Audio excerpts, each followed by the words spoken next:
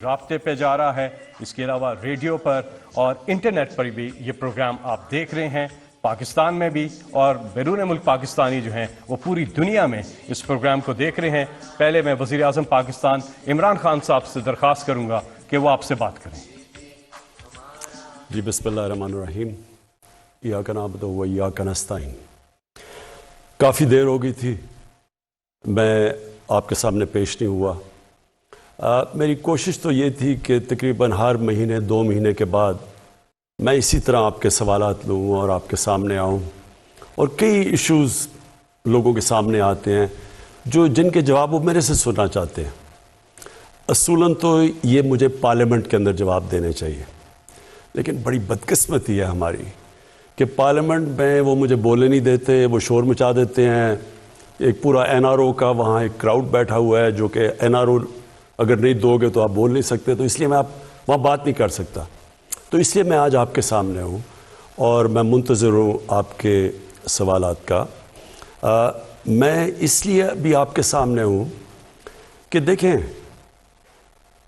اللہ نے یہ جو پاکستان بنایا ہے یہ ایک بڑی عظیم خواب کا نام ہے، یہ بار بار میں کہتا ہوں۔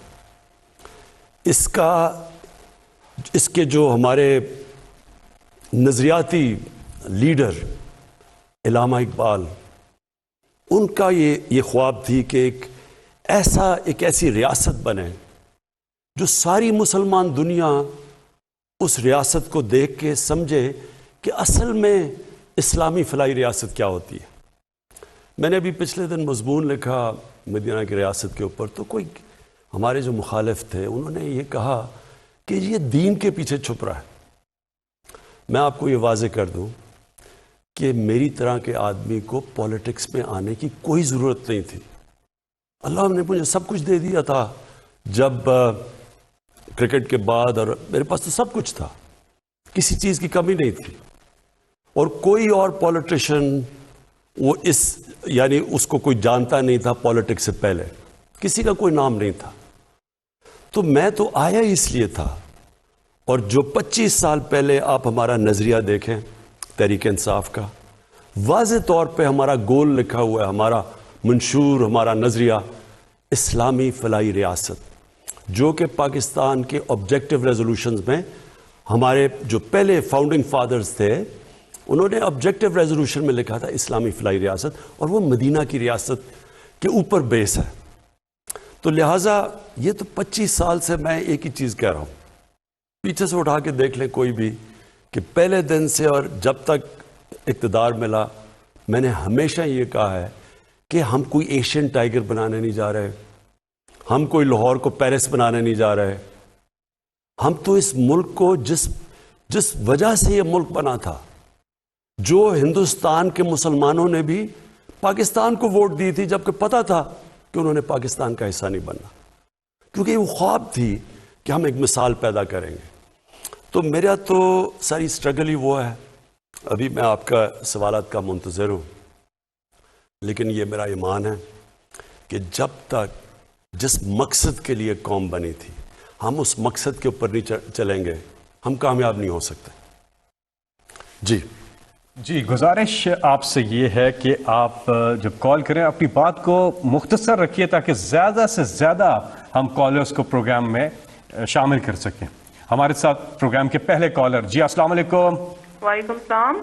جی آپ پرائم منسٹر صاحب سے مخاطب ہیں، بات کیجیے گا۔ جی میں راولپنڈی سے سعیدہ ناز بات کر رہی ہوں اور میں ایک ہاؤس وائف ہوں۔ میں وزیر اعظم صاحب سے مہنگائی پہ سوال کرنا چاہ رہی ہوں۔ وزیر اعظم صاحب، پچھلے سال اسی پروگرام میں مہنگائی کے سوال پہ جواب پر آپ نے بولا تھا کہ بہت جلد مہنگائی پہ قابو پا لیا جائے گا۔ ابھی سال ہونے کو ہے مگر مہنگائی ڈبل ہو گئی ہے۔ شاید آپ کو اصل صورتحال نہیں بتائی جاتی، آپ اور کچھ نہیں کر سکتے تو پلیز آن لائن جا کر آٹے کی اور دال کی قیمتیں چیک کر لیں اور ہمیں بتا دیں کہ اب تو ہمیں گھبرا لینا چاہیے۔ جی شکریہ۔ دیکھیں، پہلی چیز تو میں آپ کو ایک بات بتا دوں، آج کل ہے انفارمیشن ٹیکنالوجی اور موبائل فونز کا زمانہ۔ میں جب صبح 1 گھنٹہ اٹھتا ہوں، 1 گھنٹے کے اندر اپنے موبائل پہ مجھے ساری انفارمیشن مل جاتی ہے کہ ملک میں کس طبقے کے اوپر کیا گزر رہی ہے۔ تو تو میں آپ کو پھر سے یہ کہہ دوں کہ یہ سب سے بڑا میرے لیے، اگر آپ کہنا کہ ایک چیز جو مجھے کئی دفعہ راتوں کو جگاتی ہے، وہ صرف مہنگائی ہے. اور مہنگائی کا صرف میں اب آپ کو سمجھانا چاہتا ہوں کہ دیکھیں، مجھے کئی دفعہ بڑا افسوس ہوتا ہے. ہمارے پاس بڑے اچھے اچھے اس ملک میں صحافی ہیں، ہمارے پاس ہم بڑے خوش قسمت ہیں کہ ہمارے پاس ایک ایسی بھی جرنلزم ہے جو کہ بڑا لوگوں کو انفارم کرتی ہے، لوگوں کو آگاہ کرتی ہے ملک کے صورتحال سے. لیکن بدقسمتی سے ایسے بھی ہیں جو سارا وقت مایوسی پھیلا دیتے ہیں. مہنگائی اس وقت دنیا کا فنومنا ہے. سیدہ پلیز آپ میری ذرا غور سے بات سن لیں کہ مہنگائی صرف پاکستان کا ایشو نہیں ہے. اب میں آپ کو بتاؤں 2 قسم کی مہنگائیاں ہوئیں.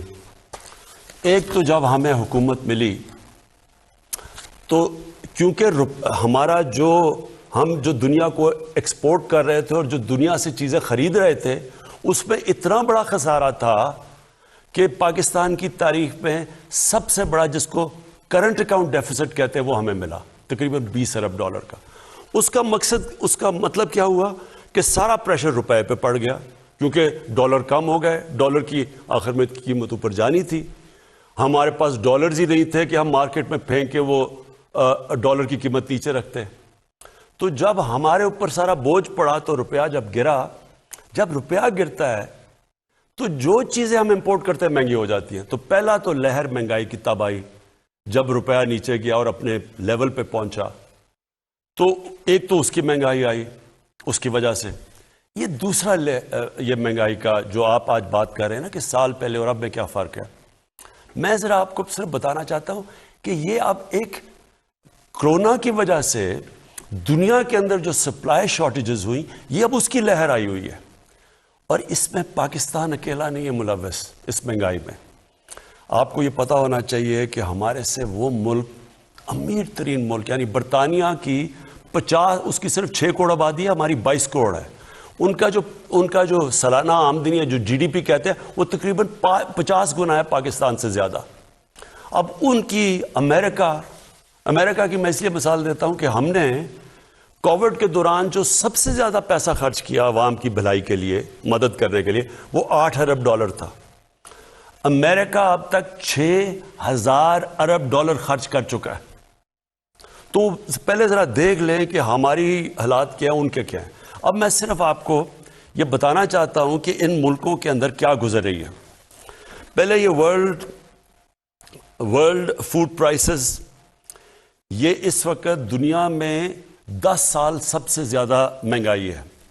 امریکہ کے اندر یہ ہیڈ لائن ہے 40 سال میں سب سے زیادہ مہنگائی ہے. جاپان کی دسمبر ہول سیل انفلیشن، یہ رائٹرز کے مطابق، یہ ان کی 20 سال میں جاپان میں مہنگائی آئی ہے. پام آئل جو کہ گھی مہنگا ہو گیا ہے، یہ دنیا کے اندر ریکارڈ اوپر چلا گیا. بدقسمتی سے ہمیں امپورٹ کرنا پڑتا ہے. یہ جو ہمارا گھی ہے 75% امپورٹ ہوتا ہے. اس کا ریکارڈ قیمتیں دگنی سے بھی اوپر چلی گئی ہے. پھر جناب جس طرح میں نے آپ کو شروع میں کہا کہ ان کا 50 گنا زیادہ ان کی دولت ہے ہمارے سے، ان کی جو GDP ہے ہمارے سے. 30 سال میں سب سے زیادہ برطانیہ کے اندر مہنگائی ہے. فرانس کے اندر 13 سال میں سب سے زیادہ ان کے مہنگائی آئی ہے. جرمنی کی جو انفلیشن ریٹ ہے وہ 30 سال میں سب سے زیادہ ہے. یورپ، اب سارے یورپ کی بات کریں، یہ TRT کی رپورٹ ہے کہ 30 سال میں یورپ میں سب سے زیادہ مہنگائی آئی ہے. یہ صرف ایک چیز اس لیے کیونکہ یہ کھانے کو افیکٹ کرتا ہے، فرٹیلائزر، یہ جو کھاد ہے.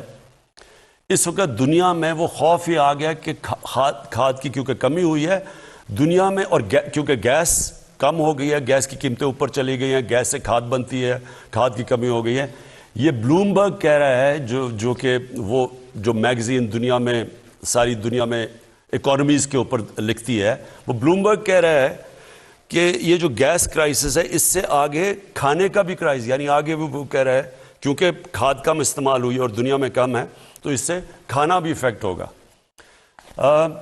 یہاں ایک اور آرٹیکل آیا، میں صرف جلدی آپ کو اس لیے بتا رہا ہوں کہ میں چاہتا ہوں کہ ہمارے بھی میڈیا بیلنس کرے، اعتدال کرے. یعنی کہ اگر وہ کہتے ہیں ہم مہنگائی ہے تو یہ بھی لوگوں کو بتا دیں کہ یہ کیا پاکستان میں صرف مہنگائی ہے یا اس وقت وہ ملک جو ہمارے سے امیر ترین ملک ہے ان کے اوپر کیا گزر رہی ہے. یہاں کینیڈا کا ذرا سن لیں.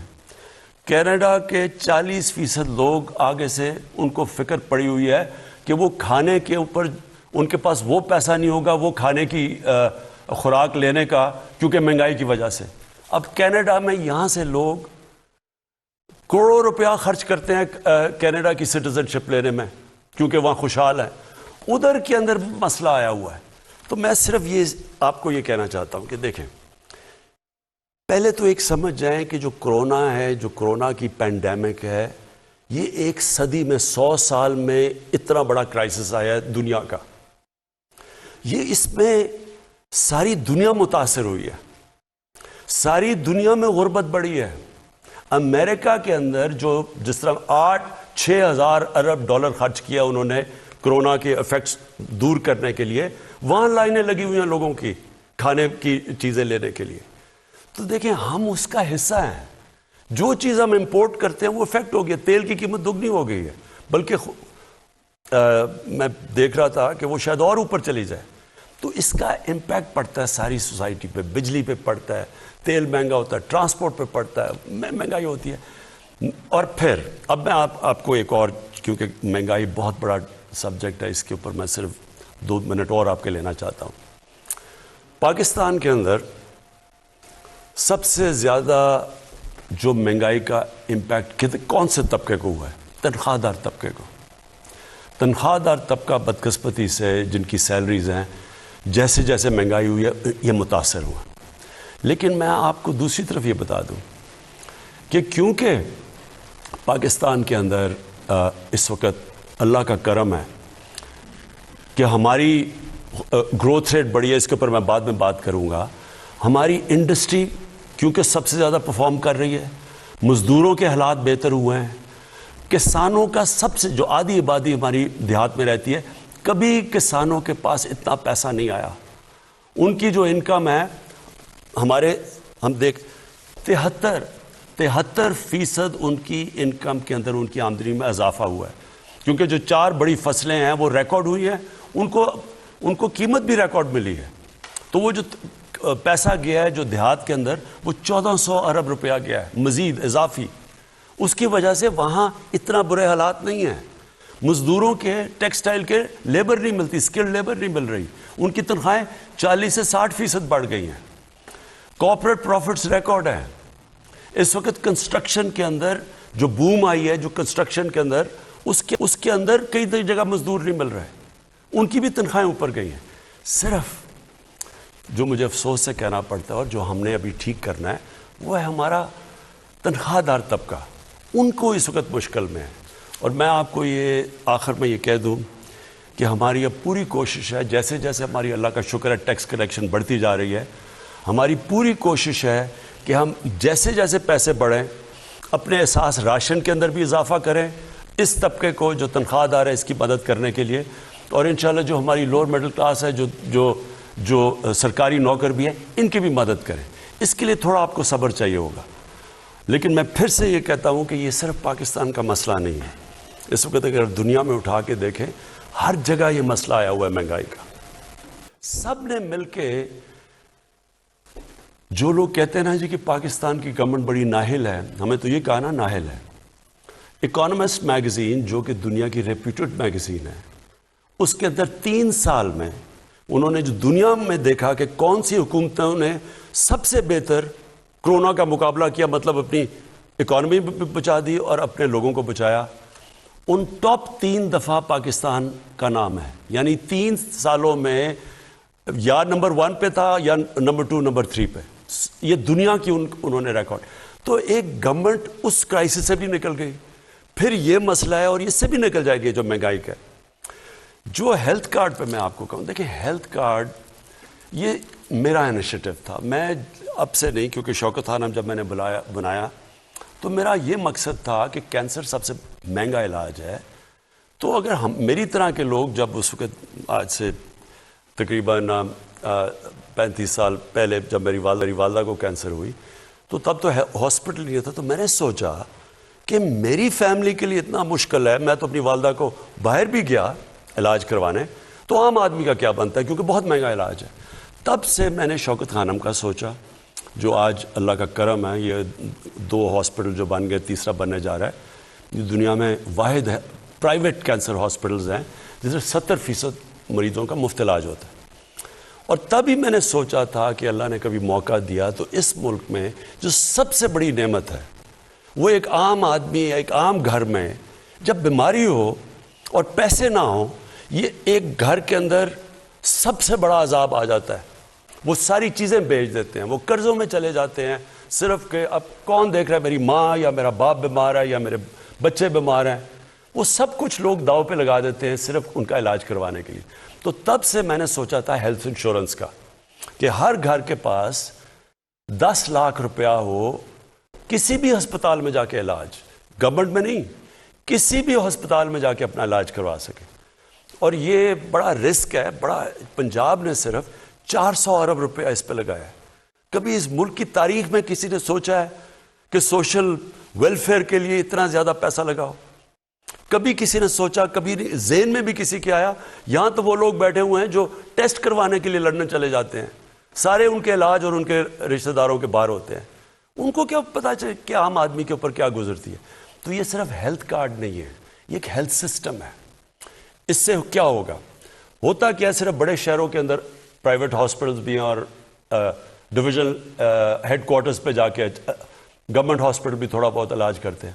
لیکن آپ ڈسٹرکٹس میں, دیہات میں چلے جائیں, وہاں ہاسپٹل ہی نہیں ہے. وہاں اگر ڈسٹرکٹ ہاسپٹل میں ڈاکٹر نہیں ملتے ہیں, وہ آگے شہروں میں آنا چاہتے ہیں. تو یہ جو ہیلتھ کارڈ کا مطلب یہ ہوگا کہ اب دیہاتی علاقوں میں بھی, کیونکہ ہر انسان کے پاس ایک ہیلتھ کارڈ ہوگا, تو وہ جا کے پرائیویٹ سیکٹر کے ہاسپٹل جائیں گے اب دیہاتوں میں, کیونکہ اب لوگوں کے پاس تو ہوگا نا, وہ جا کے اپنے علاج کے لیے پیسے دے سکتے ہیں.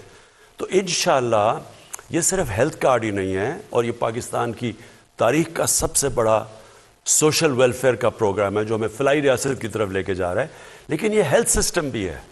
اس سے ہسپتالوں کا, پرائیویٹ سیکٹر ہسپتالوں کا جال پھیلے گا, اور پرائیویٹ سیکٹر ہاسپٹلس کے لیے ہم پوری کوشش کر رہے ہیں ان کو سستی زمینیں دیں, ان کی ساری جو اکوپمنٹ باہر سے ہے وہ ڈیوٹی فری ہو, تاکہ وہ پھر اگر وہ پیسہ بنائیں گے تو وہ ان علاقوں میں جائیں گے اور ہمیں, ہمارے لوگوں کو علاج ملے گا.